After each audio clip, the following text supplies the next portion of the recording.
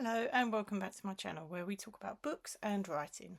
Today I'm going to talk about a road trip I took recently to the Jane Austen house in Chawton. I went with my mum and we're massive Jane Austen fans, and this year 2025 is the 250th year of Jane Austen's birth, so we thought it would be a nice time to visit. We went on a day when they weren't doing anything particular, but throughout the year, if you are interested in going for a particular event, they are doing lots and lots of events. I will leave the link to the Jane Austen house down below in the description box. If you want to check it out, feel free to do that. So yeah, we went on Wednesday and we were gonna just go for the day and come back, but before we went, I watched a Zoom with one of my favourite authors, Cressida McLaughlin, and another author called Kim Nash, and it was by a bookshop, an independent bookshop that called Tea Leaves and Reads. And as I was looking up this bookshop, I realised that that wasn't too far from the Jane Austen house. So we decided we would do a 2-day road trip,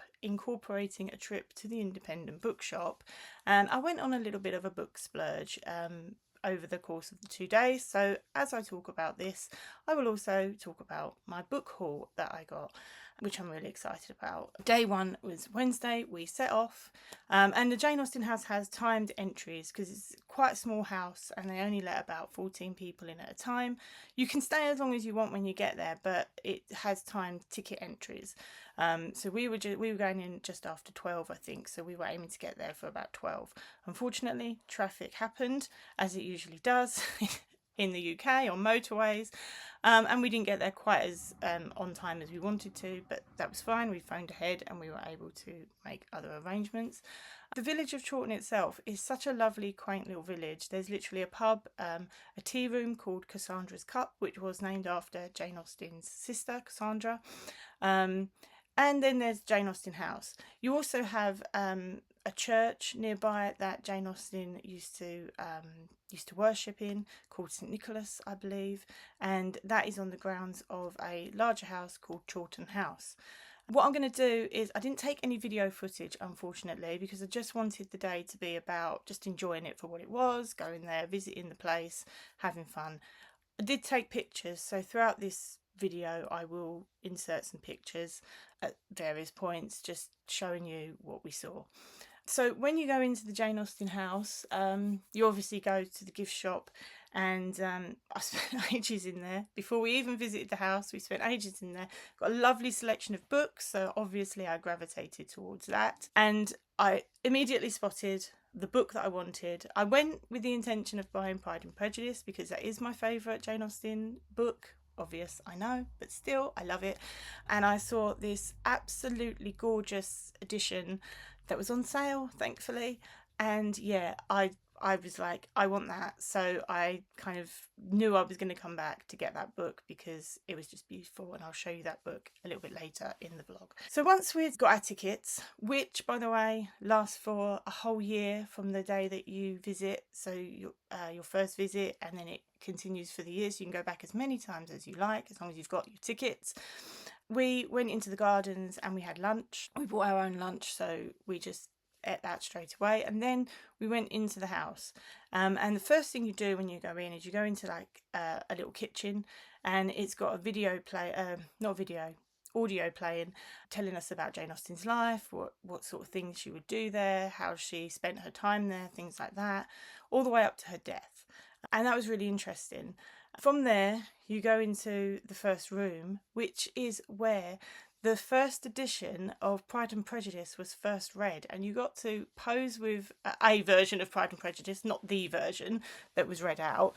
But yeah, Jane Austen read Pride and Prejudice in the first room about 200 years ago or something, and that was great. I got to sit on the chair where she would have read it, and I got to hold the book. And from there you went into like a little hallway where you got to see lots of Cassandra, her sister's artwork. She was a really good artist. If you know anything about Cassandra, she did like to copy other artists, but they were spot on. I mean, sometimes you couldn't even tell the original from her version. It was only because she signed it that you could actually tell.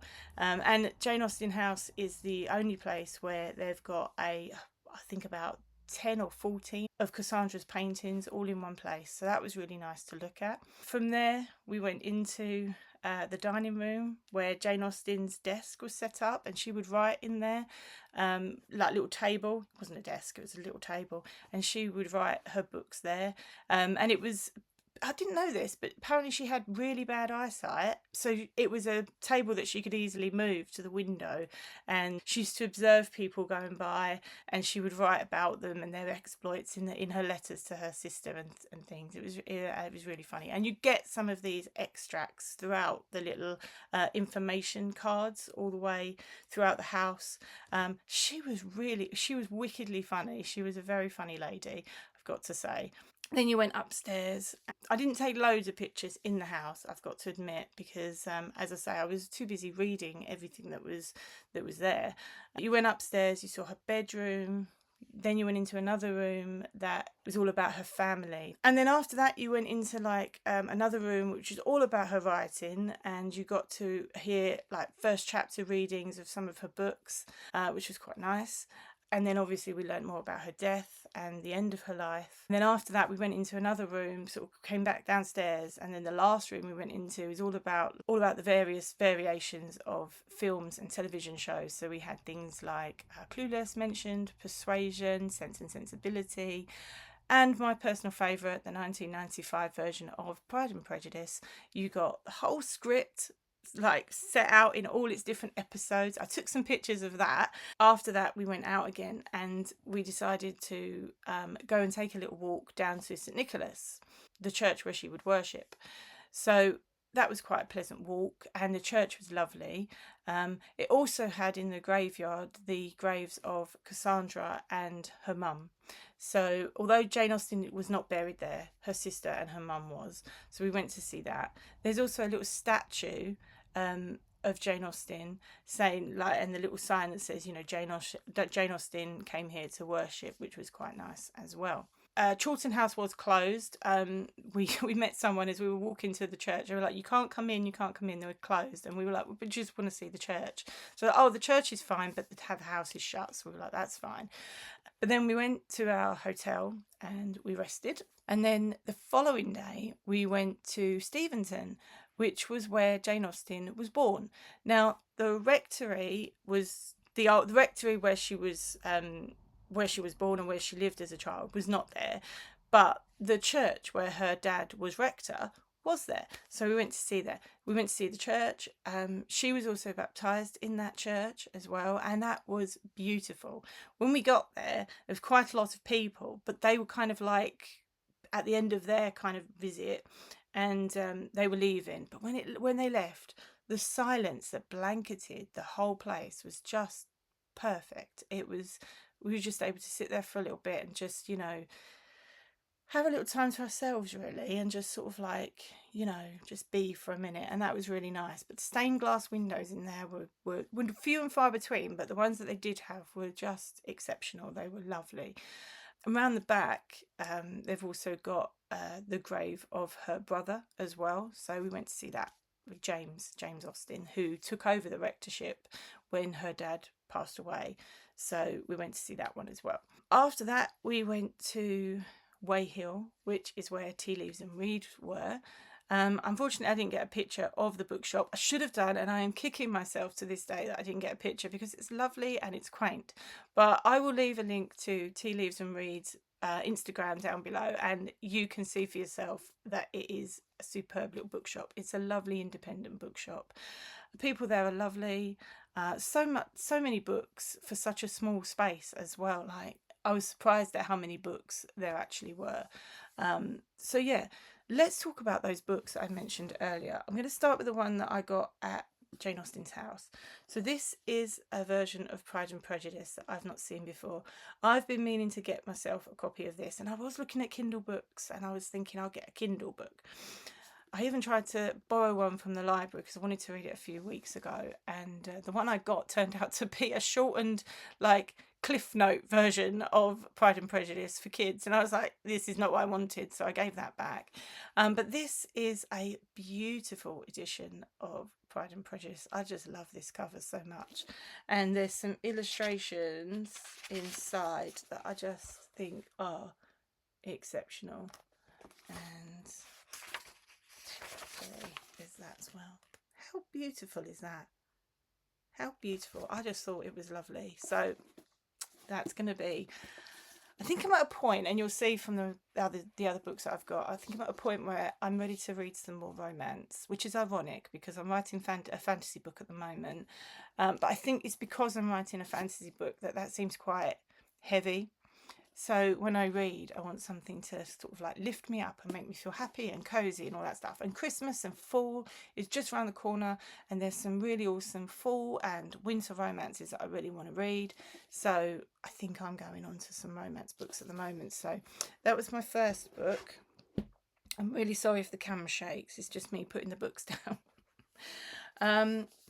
This is a new to me author that I got at Tea Leaves and Reads. I went with the explicit desire to get a romance book, and this caught my eye because it says The Hotel at the Heart of the Lakes, and I thought Keswick is often called the Heart of the Lakes, and I love Keswick and Derwentwater, so is there a chance that this is set at Derwentwater? And it is set. Derwentwater has an island, a few islands, but the idea is that there's a hotel in this book on one of the islands, and yeah, I'm really intrigued by this book. It's all about the different people that go there and the people that run it and things like that. So I'm very much looking forward to that book, and I hope that this new to me author is going to be a regular author for me. So we can hope. And the last book that I got was a book by Jenny Colgan called The Bookshop on the Corner. Now, I've heard of her, and I know she's quite big in romance, particularly for UK-based romances. I've just not read any of hers. So The Bookshop on the Corner sounds really cute to me. It sounds right up my street. The vibes that I'm getting from this cover is everything that I'm looking for at the moment. It's all about this woman called Nina, who is a librarian, but she discovers her library is going to be closing. So what does she do? She trucks it all in, and she goes and buys a bus, and she converts it into a little bookshop, and she travels around Scotland, or parts of Scotland, the Scottish Highlands, and she just brings books to people, and I just love the idea of that. I mean, if that isn't a bookworm's dream, I don't know what is. So I'm hoping that again will be a really good read as well. I think some of these are going to be, a couple of these might be my September reads for next month, so watch this space. So that's it for this week, for this video. There will be another video this week. I'm not going to tell you what it is yet. That will be a surprise. But I hope you enjoyed hearing a little bit about the Jane Austen house and seeing my book haul. What are you reading at the moment? Let me know in the comments. Also, have you been to Jane Austen's house, or do you intend to visit? As I said, I will leave the links down below for Tea Leaves and Reads bookshop, and I will also leave the link for Jane Austen's house below as well. So if you feel so inclined, please do check those out. They are well worth your time, and I will see you in the next video. Bye.